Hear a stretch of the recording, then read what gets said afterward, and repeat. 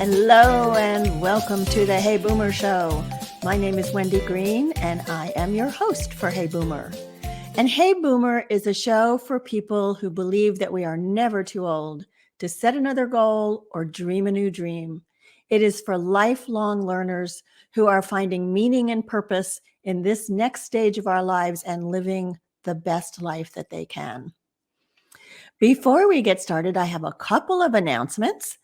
The first one is that you do not want to miss what's coming up on Hey Boomer. And so let me encourage you to subscribe to the email list. You can subscribe by going to https://bit.ly/heyboomer-subscribe. I promise no spam. You will get 2 emails a week, one with events and a blog and who's coming up. And the next one will be with the show links for that day. So go ahead and subscribe to the email list so you don't miss a thought-provoking or inspirational episode. My next announcement is about our Costa Rica trip. We are taking an exclusive Hey Boomer Costa Rica trip with Rhodes Scholar to Costa Rica, obviously, June 2nd through the 10th next summer. During that trip, we're going to the Manuel Antonio National Park, which is the crown jewel of Costa Rica's renowned environmental protective efforts. We are also going to experience 2 lesser-known jewels, a private cloud forest reserve protected by a Costa Rican family for decades, and a lush rainforest where a South African family welcomes us to their safari lodge. It's going to be amazing. Like I said, it's exclusive for Hey Boomer listeners, followers, friends, family. So if you are interested in hearing more, finding out how to register, drop me an email at wendy@heyboomer.biz. I would love to have you on this trip with us. All right, so let's talk about celebrations of aging. So every day we hear, whether we realize it or not, derogatory remarks about aging. In fact, we may say some of them ourselves. We may say things like, "Oh, I was having a senior moment." Or we may say something like, "Aging is not for sissies." I would say being a teen today is not for sissies either, but that's another story. But industry profits by shaming us about aging. Think about all of the commercials you see for anti-aging makeup, or, keep your hair not going gray. All these things that are supposed to make us feel bad about getting older. And they tell us how we should think, how we should feel, how we should look. And I don't want us to buy into that anymore. So today we're going to talk with Janine Vanderburg, who is really one of the leaders in the anti-ageism movement. And we are going to celebrate aging, and we are going to explore our own beliefs or misconceptions about aging. So let me bring Janine on and do a brief introduction. Hi, Janine. So excited to be here with you. And I really want to be on that Costa Rican trip. I hope. Amazing. I know. I hope you'll join us. I know. So before I do introduction, I just need to say, Janine, you look wonderful for your age. And for both of us who are 69, right? 69 is the new 49, right? Oh, Wendy. So I am sure you get told frequently, you look great for your age. And here's what those of us who are anti-ageism activists maybe think about that phrase, that somehow at a certain age, we're supposed to start looking really awful, right? That Right. it's better. So I know that many people, I've said it, view it as a compliment. And really the best thing would be if we just stop at, you look great. So Wendy, you look great. Let's leave off Janine. that for your age part of it. Um, yeah, 69. 69 is not the new 40. No, 69 is 69. that's There right. are a lot of joys, and remembering also what it was like to be 40 and have kids and juggling career and all the and volunteer work. I kind of like being 69, so I do I'm gonna too. leave it right there. I'm gonna leave it. I like it too, Janine. I am proud to say my age, and you do look wonderful. Thank you. You do as well at any age. That's right. So, so let me tell the audience a little bit about you. So Janine leads Changing the Narrative, which is the nation's leading effort to change the way people think, talk, and act about aging and ageism through evidence-based strategies, strategic communications, and innovative public campaigns. She founded its age-friendly workplace initiative, which won a Metro Vision Award from the Denver Regional Council of Governments, to call attention to the business case for older workers and intergenerational teams. Janine also chairs the Encore Network, of which I am part, a global coalition of leaders who champion the civic, social, and economic contributions of people 50 plus. She serves on the board of the Center for Workforce Inclusion Labs, which advances bold and innovative solutions to labor force challenges. Janine lives in the North Fork Valley of Colorado, which I know is just gorgeous right now. And I am just so grateful and excited to have you here. I'm so excited to be here because we're going to talk about all my favorite things. So, and mine too. Mine too. yeah. So tell me about Changing the Narrative. I mean, I love the name, but how did that come about? So Changing the Narrative actually started in 2018. And actually, my good friend Therese Ellery, who was then with Rose Community Foundation, it was her brainchild. She was part of kind of a national movement, and she was on the board of Grant Makers in Aging when a number of leading organizations in aging commissioned an organization. This is a little bit long and wonky, but bear with me. Commissioned an organization called Frameworks Institute to determine how does the general public in the United States think about aging and older people? And are there messages and communication strategies that we can use to change the narrative about it? So we started in Colorado, although Changing the Narrative now works across the United States and beyond. And initially, it was simply about doing workshops and technical assistance on reframing aging. And one of the things that happened in that first year was I did 42 in-person workshops. And in every single workshop that I did, somebody would come up to me, and sometimes it was in whispers after the workshop, and they would say, you know, that ageism and workplace thing that you're talking about, it happened to me, it happened to my partner, it happened to my dad, I heard from younger people.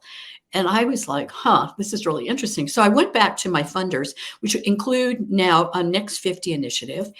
And I said, you know, we can't just talk about reframing aging. We need to directly address ageism head on. And I had the most wonderful and innovative funders who said, you go. And so we did.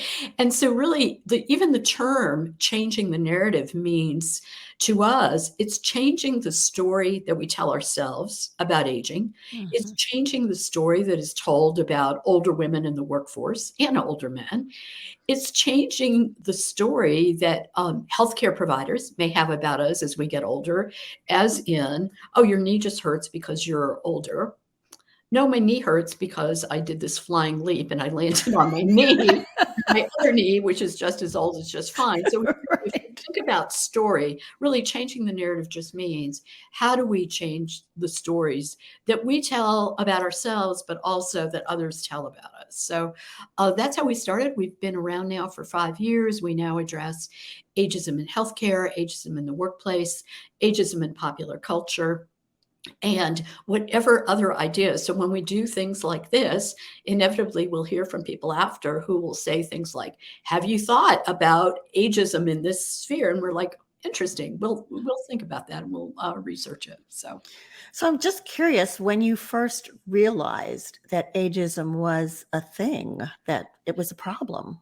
So, Wendy, why this is so interesting and both embarrassing to me is before changing the narrative, I ran a consulting firm that I had founded, and I ran it for over 3 decades.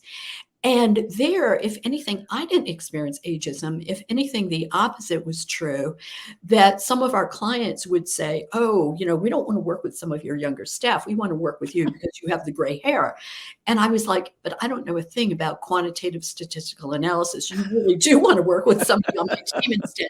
So I had seen before mostly ageism directed against younger people. It wasn't really until changing the narrative, and I was doing these workshops, and I'll share a story of one in particular because that really made me realize that we had to talk about the business case for older workers. I was doing a workshop in this community, and there were a lot of women our age, and they all looked great. But they were I just noticed that when we were and we did the workshop and then we kind of did a lunch and learn, and people were like literally taking food and stuffing it in tote bags. I'm like, what's going on? And I sat down with them and I realized that there were a number of women my age who had been pushed out of the workplace and who could not get jobs in the community, even though if you went down the main street, there were help wanted signs in almost every kind of establishment. And so I was talking with them about that, and they were like, they don't want people our age. And so that led me down the exploration to what extent that older people, and especially older women, are discriminated against as we get older. And also how it affects us financially, right? Because women in our generation, the boomer generation, we were there in the workforce, but for most of us, we were paid less over a lifetime. We were more likely to have stepped out of the workplace to caregive for children or for older family members. And so you kind of start multiplying that.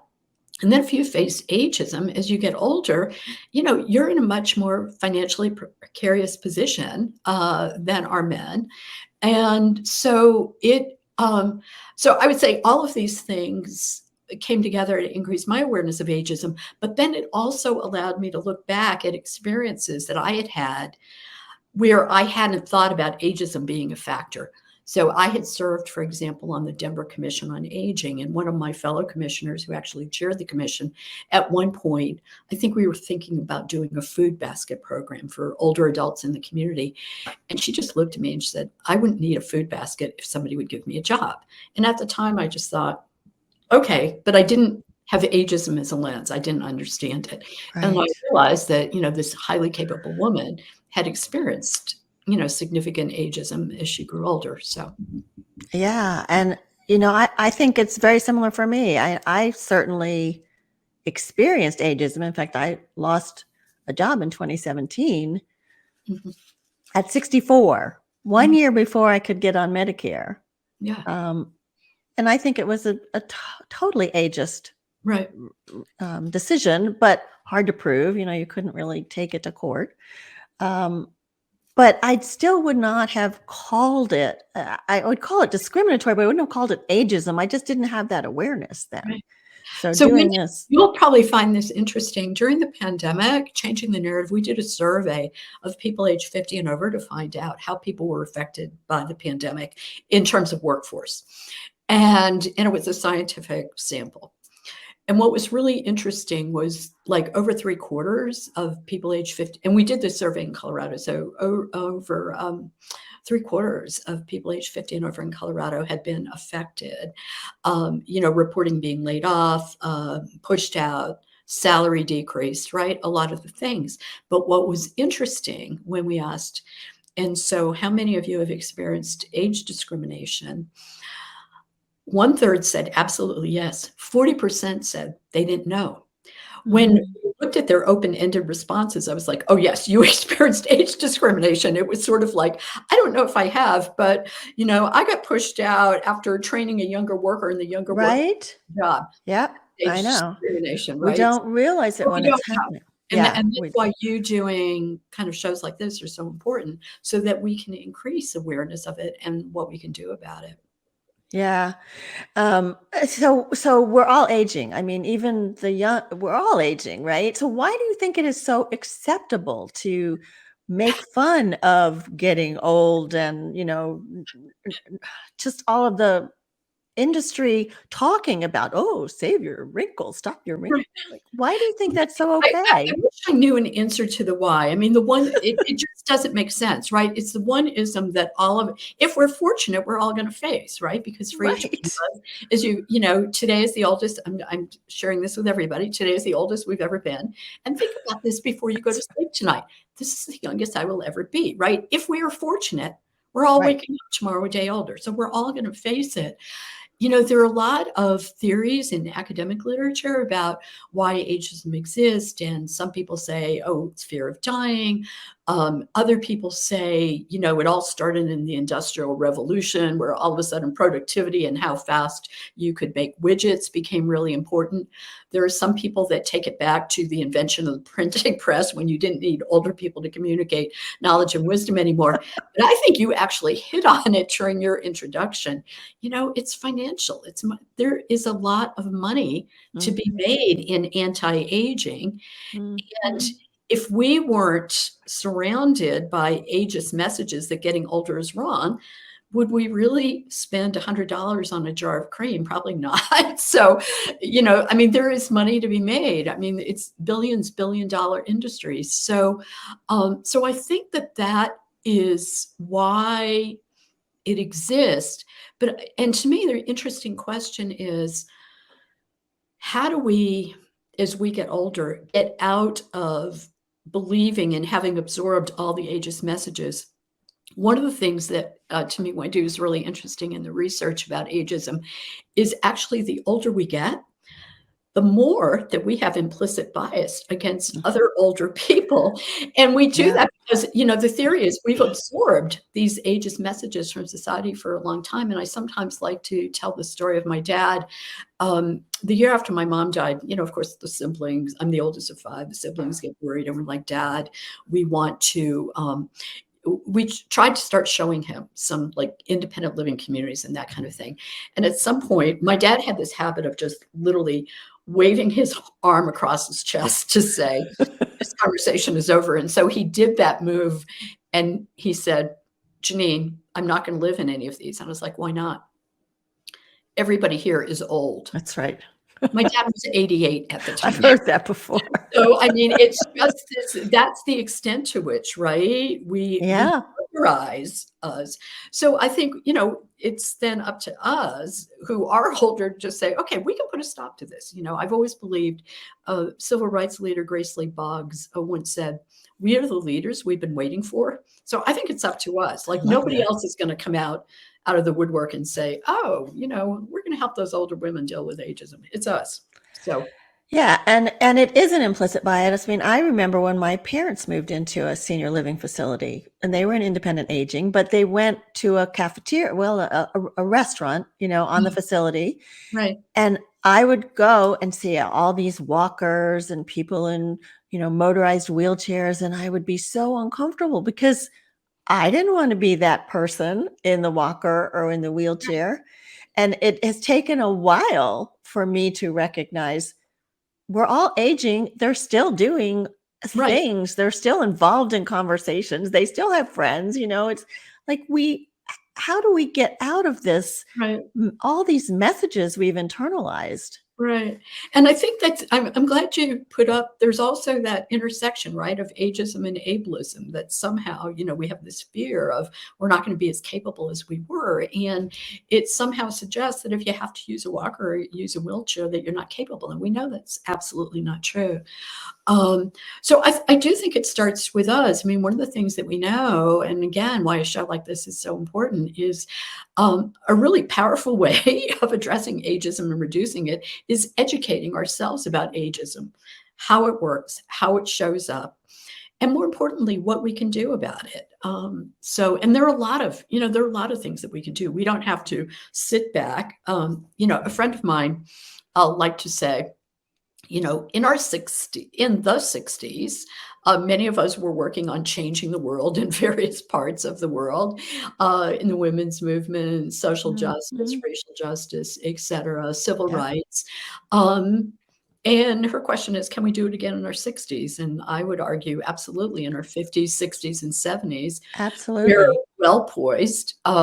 We've got probably some experience in activism at some point of our lives, whether it Mhm. was, when we were very young, or, I often think of women, the activism that if any of us have school-aged children or had school-aged children, we are certainly always active in that.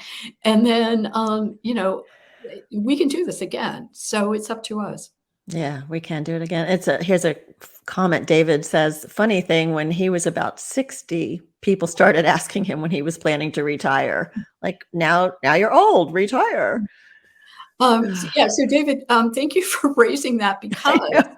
those are so very often, and Wendy, I know you mentioned earlier you weren't sure maybe, when you left your position about whether it was age discrimination, but very often it's very subtle like that. Mhm. People are not going to come up to you and say, usually, actually, and I'll have to tell you a story about my friend of mine where literally somebody said that, but mostly they're not going to come up to you and say they're too old. But usually what happens is people start asking you, when are you going to retire? Or you don't get invited to meetings that you were a part of. Mhm. Or, I mean, there's research by AARP that shows very often employers will invest in younger employees, but if they have a professional development opportunity, they won't offer it to older employees under the mistaken belief that the older employee is going to leave soon. Right. Now, we know that's actually not the case. The research actually shows that older employees have 4 times the tenure on average that younger employees, and that's not to bash younger people. When we're younger, we're looking for new opportunities and that kind of thing. But it's that sort of misguided in those myths and stereotypes that result in people asking you, David, and others, are you going to retire yet, or not, including you. And to me, the most irritating thing is when, I hear about companies that, for example, won't train older workers on a new software, right? That's going to be rolled out throughout the company. And then they complain, oh, well, older people are digitally incompetent. Well, Right. kind of if we went to the professional development, we probably do just fine. So, yeah, Yeah. kind of things. It's yeah, it's insipid and it's everywhere. And so we have to be very vigilant. But I want to talk about celebrations, Yes. right? So there's not a lot of people that celebrate getting older. Do you know, I have to tell you a quick story. When I turned 60, there's we have a downtown area where they have dancing and a live band every Friday night outside.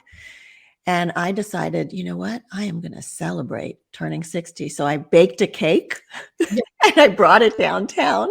And I was like, happy birthday to me. Everybody have a piece of cake. I love it. I love it. I know. So, I have a good friend who's turning 70 today, and what she's doing is she's doing a Dancing with the Stars party, so none Awesome. of she's just, she's always been a little over the top anyway, but she was like, hey, and she's shouting it out. Literally, she was all over social media yesterday saying, turning 70, and guess what? I'm doing a reprisal. She had previously done a Dancing with the Stars party at a previous birthday, and so she's doing that again. And I think that there are like so many ways to celebrate. And one of the things that I think globally we should be celebrating is the fact that we are living longer. I mean, the reality is, and there's been this sort of pandemic exception where life expectancy went down a bit, but overall, across the world, people are living longer and for the most part, healthier lives. So we should just be celebrating that, advances in medical science and public health have resulted in our ability to not only live longer, but live longer and healthier. Um, and so, and then for all of us, it's we have opportunities to learn new things. We have opportunities now that people didn't have in prior days as they got older. The fact that you can do a podcast, Hey Boomer, celebrating, as opposed to, I'm just going to go and kind of retire and hide in my room and watch television, right? I mean, those are Right. the kind of things that people are doing today. And I think we should be celebrating all of that. And like Becca Levy says in her book, if you have a healthy outlook, a positive outlook about aging, your life's expectancy is about 7.5 years longer. Yeah. Isn't that right? So I am a total fan. Can I show a copy of Becca Levy's book? Absolutely. Hmm. This is absolutely a must read. So Becca Levy's Breaking the Age Code. And I've been a fan of Dr. Becca Levy for a long time because when I was trying to get people, including older people like ourselves, to care about ageism, um, the most powerful thing was talking about Dr. Becca Levy's research, which showed not only 7.5 years of increased longevity, but also people who have positive beliefs about ourselves aging, almost a 50% lesser chance of developing dementia, even if you have the genetic marker for Alzheimer's, better physical health, better mental health, better cognition, better memory. And these are all experimental studies that she's done in her role as a professor and a PhD at the Yale School of Public Health. So it's really powerful research. I was so excited when she wrote the book. And the lovely thing is all her research is very solid research and has all of those academic papers, but the book is just also a really interesting read and story. Yeah. So highly recommend. And we are so encouraging people to do this at Changing the Narrative that we've created a downloadable toolkit that we call the Becca Levy Book Club. So you can read the book, get together with some friends, some wine, some coffee, and like literally discuss the book. And we've got the questions all set for you. I know you do. I love it. I downloaded it.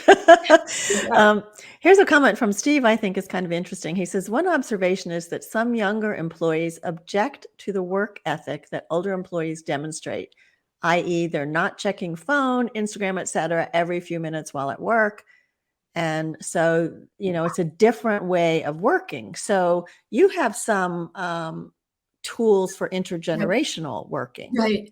And so, Steve, and one of the things that I think is really careful, that we all need to be really careful about as older people, is to, in the same way that we don't want stereotypes, right, directed at us. So I don't want someone to make an assumption that I am digitally incompetent and can't maneuver my iPhone because their Uncle Harry needed their help in getting an iPhone. I think it's important for us. And so I appreciate, Steve, that you said some, to not make stereotypes about older workers writ large. So, for example, when people use the term entitled millennial, I have two incredibly hardworking millennial daughters, and so I think stereotypes about any age At any age. are dangerous. But one of the things that we've done is, and it's based on evidence and research that shows in a really effective way of reducing ageism, is by having intergenerational conversations. So intergenerational connection and education actually helps people understand each other better, right? It's like the same thing as exposure to, you know, any sort of group that is different than you. And so we created a toolkit. It's on our website. It's under intergenerational conversation campaigns, but it's how to have an intergenerational conversation about ageism that you may have experienced in the workplace as a younger person or an older person, about stereotypes about younger people and older people. And we've got several topic areas, but again, kind of a toolkit that we highly, highly encourage people. In fact, on October 7th, is Ageism Awareness Day. And we're encouraging people to download our intergenerational conversation toolkit, invite some friends over, invite their kids over and have a conversation about how we experience ageism. This can also happen in a workplace. Download the Becca Levy toolkit and some other things as well. Yeah, it's all about raising our awareness, raising the way we frame something, the way we say something, that ends up categorizing or stereotyping another person or ourselves. We've got to continue to raise that awareness. And can I just add one more thing, Wendy? Yeah. Kind of, to Steve's point, Encore.org did a study this past summer, and it was kind of how generations look at each other. And so you know how there are all those generational stereotypes in the media. It's like, okay, boomer, entitled millennial, and all of that. But actually, when you actually ask people who are in these different generations or different age groups, a lot of us are a lot more similar about in how we think about work, how we think about family, how we think about community, how we think about meaning and purpose, etc., than media would have you believe. So I always think it's important to actually look at people as people, right, and not like the stereotype. Yeah. So show me some of your example birthday cards before we get into another way to celebrate aging. Right. So one of the things that happened, part of changing the narrative early, and this happened in our first year, is I was hearing from people about those awful ageist birthday cards. So let me share some of them with you. The kind of Yes, thing. please And do. I was doing a workshop in Maine, and someone said to me, I went into this gift shop, which had, beautiful gifts and cards and whatever, and I was going to buy a gift for a friend who was turning 60. And they had really ageist birthday cards. And she thought, am I going to spend my money in a place that has these cards that mimic as it get older? So what are some of the cards we're talking about? And I'll hold them up really close. And say what it says, because for podcast Oh, listeners. that's right. Okay, so this one says, you know that you are getting old when your boobs hang so low that you can have a mammogram and a pedicure at the same time. Oh, Then there's this one that basically depicts a toilet on some sort of motorized vehicle, and that says on the inside, "Have a sweet ride for someone your age." oh, And then a fairly common department, a fairly common kind of theme is, everything, we're all in urologist office, right? Or we're all in some sort of medicine setting. And there are some people who say, well, why are you opposed to that if we just send it to each other as friends? And I kind of like to remind everybody that these cards are sitting on shelves, reinforcing stereotypes that people already have about older people. So your potential employer is looking at this. Your younger boss are looking at these. And it also, what does it say to each other when we send each other these cards? I mean, talk about internalized ageism. So one of the things we did at Changing the Narrative, and it was actually inspired by a friend of mine, Lori Brock, who was having a milestone birthday, and she had been a volunteer for us. And she was out there in community talking about people and ageism. And then she called me excitedly after her birthday and she said, for the first time ever, I didn't get one of those awful cards. And so we thought, how about we create an anti-ageist birthday card contest? So what we did, and this was during the pandemic, we put a call out for artists to go ahead and do cards that celebrate aging instead of denigrating aging, right? So, for example, this is one of my favorites. Some of you love may that have one. seen this on Wendy's social media. So she woke up, she put on her party hat and said, this calls for some champagne and shenanigans, right? We are celebrating getting older. Wouldn't you rather give a friend this celebratory card I love as that one. opposed to your boobs hang so low? Okay, so Yeah. that's kind of one of them. This is actually my personal favorite, and it depicts on the front basically sort of a boat, a big balloon with somebody with kind of a big telescope looking forward. And inside it says, onward and upward to the next adventure. May this year be filled with new discoveries.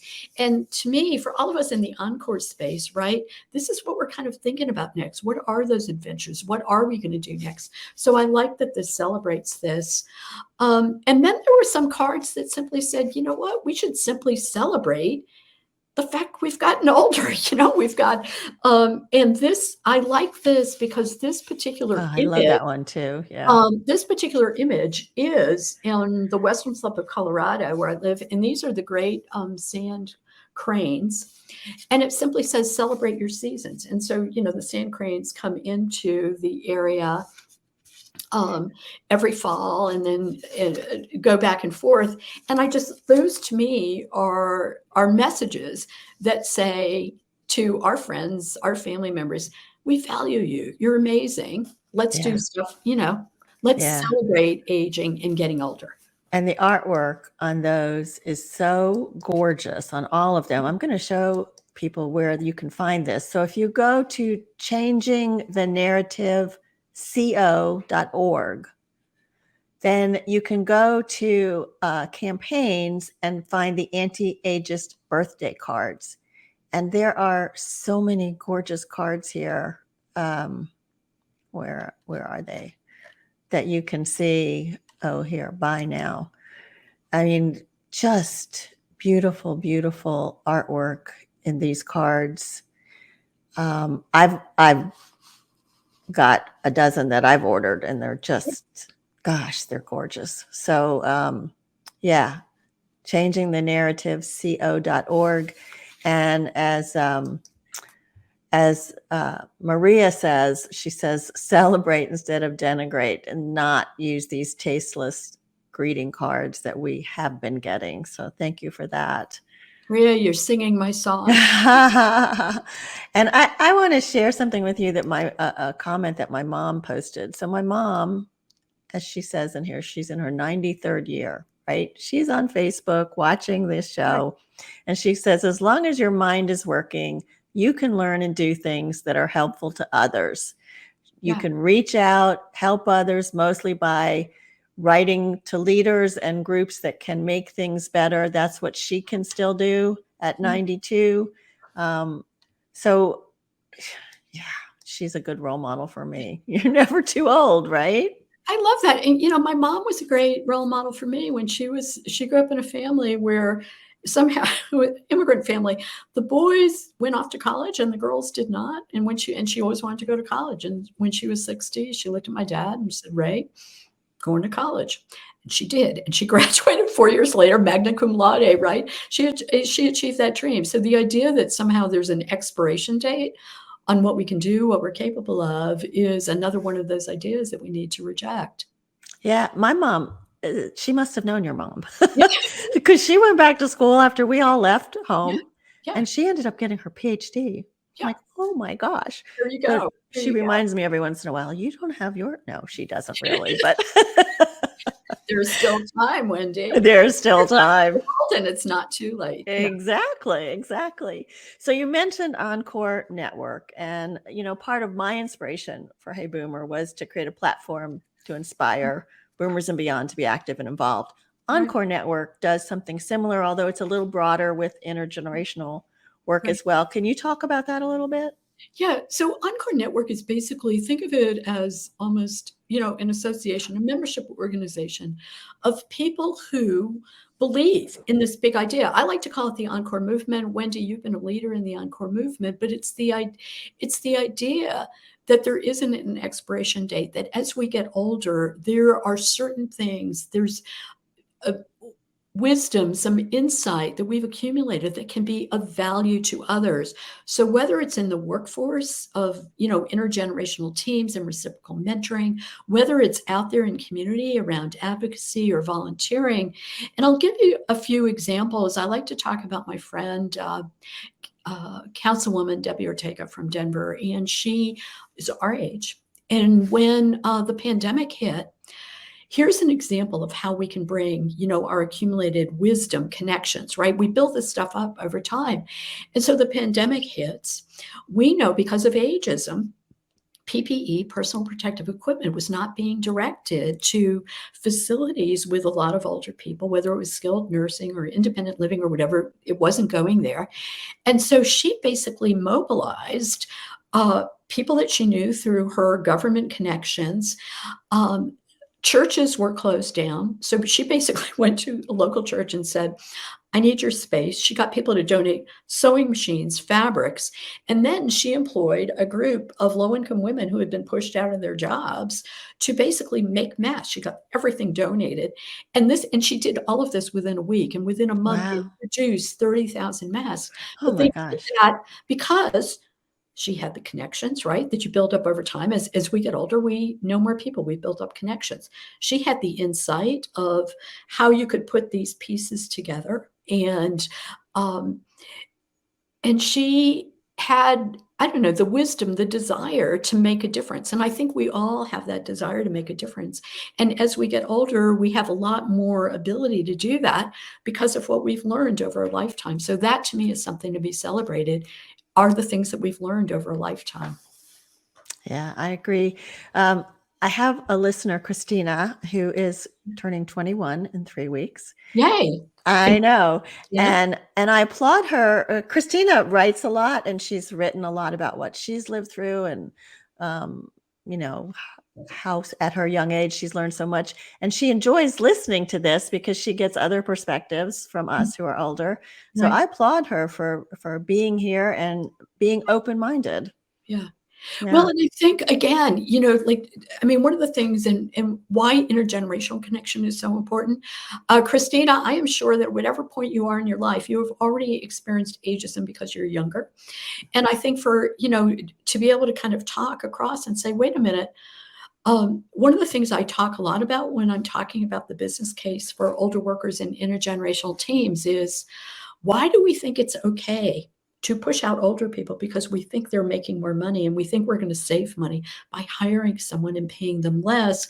And my thought is always like, if you know how to do a certain thing, you ought to be paid for doing the certain thing. And it shouldn't be, oh, we're going to get away with paying someone less because they're younger, right? Those are the kind of things that are predominant in our society that all of us can stand up. So Christina, thank you for joining us on the show. Yeah, thank you.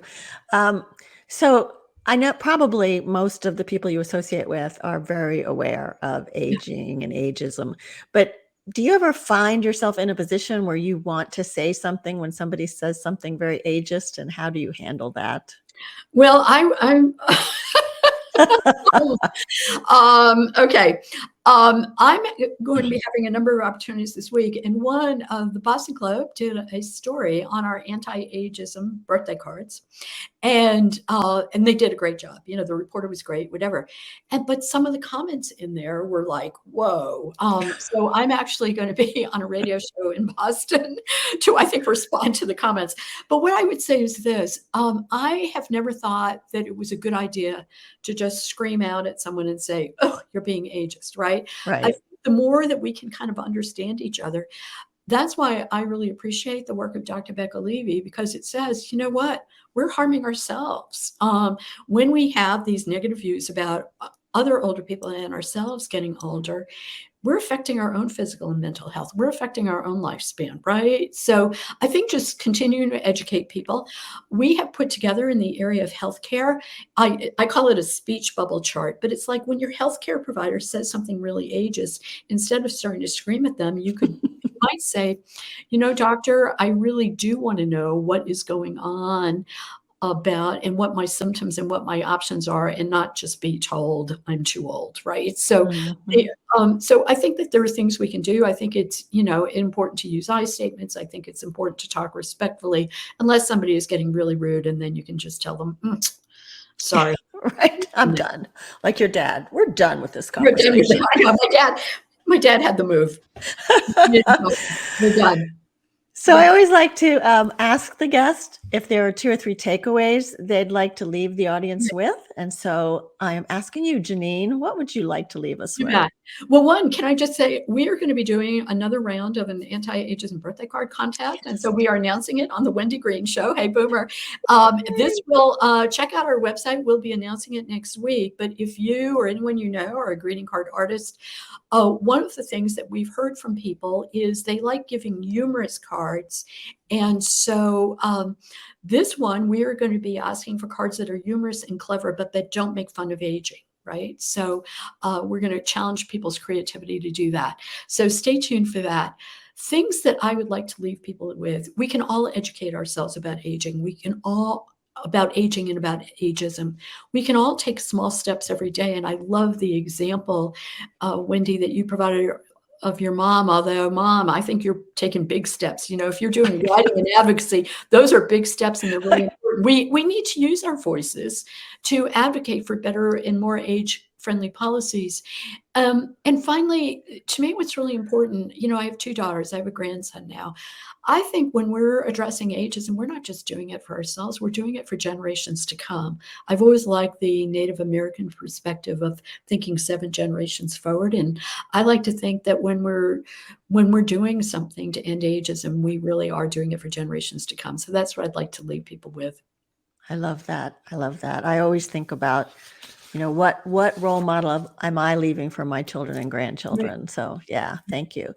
You can find Janine at encoreroadmap.com, and you can go buy those gorgeous birthday cards. I go buy them. I mean, they are amazing. At changingthenarrativeco.org. And like she said, if you know somebody who is a greeting card artist, have them submit some designs, because yeah, it's fabulous. I also, before we go, thank you, Janine, for everything. Thank you. Yes.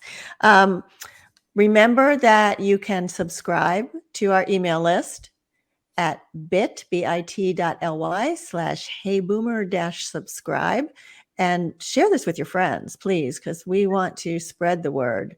And if you're interested in more information about our Costa Rica trip, then email me at wendy@heyboomer.biz. It's going to be amazing.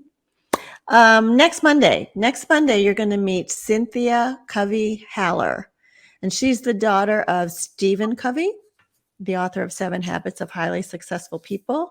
And she worked with her dad on a book called Living Life in Crescendo before he passed away. And it was just published this month.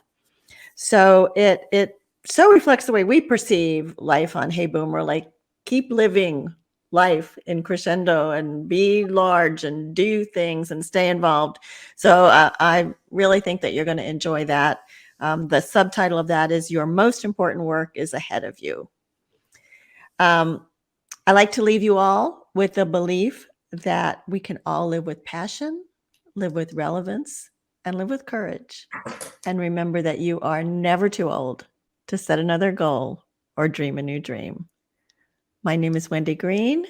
Thank you, Janine Vanderburg. And this has been Hey Boomer.